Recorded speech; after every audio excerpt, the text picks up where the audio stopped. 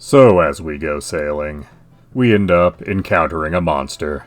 The game refers to this sea serpent as a kraken. In most depictions, a kraken is some kind of giant cephalopod. That is to say, a octopus or a squid of some type. Admittedly, they are fictional, so they can look like whatever you want.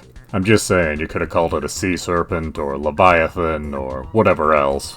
But after the kraken's defeat, we end up in Scaraba. And this place is very clearly supposed to be Cairo, Egypt.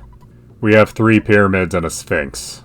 And much like in the museum, we're gonna fight some vaguely Egyptian-themed enemies. And we're also gonna lose Prince Pooh for a little bit. He's gonna go off and learn his ultimate psychic attack. Because unlike every other psychic ability, he couldn't just learn it by leveling up a little. And we now get to one of the weirder parts of Earthbound, which is saying something.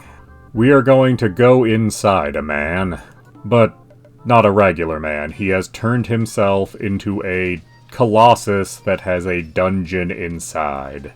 He is the dungeon man that Jeff encountered during his solo adventure. Only now he's very literally a dungeon man. Or would man dungeon be more accurate? And after thoroughly exploring the man, he decides to follow you for a little bit. Not as a full party member, he's like the dog and Pokey and Picky at the beginning. That is to say, he's AI controlled and almost completely useless. But don't worry, you're not going to have him for very long. He gets stuck between some trees. Trees that honestly look like he could just knock them down with his colossal mass. But that's okay, because you need to go on to the jungle now. But for that you need to cross some water, and there is no boat this time.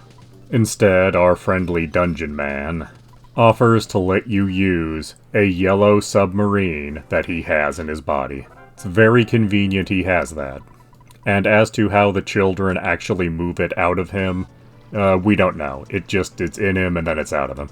But you get to the darkest jungle, and it's a maze you have to slowly get through. And Master Belch confronts you here for round 2. He has overcome his weakness to fly honey, whatever that might be. And that talking pile of puke has gotten much stronger. But he's no match for Pooh suddenly returning with a brand new psychic attack. I guess Pooh is more powerful than Barf. And shortly thereafter, you'll find yourself at a little town in a cave, filled with some odd, not quite human creatures. It's like a less charming version of Saturn Valley, really. But we'll talk about that next time.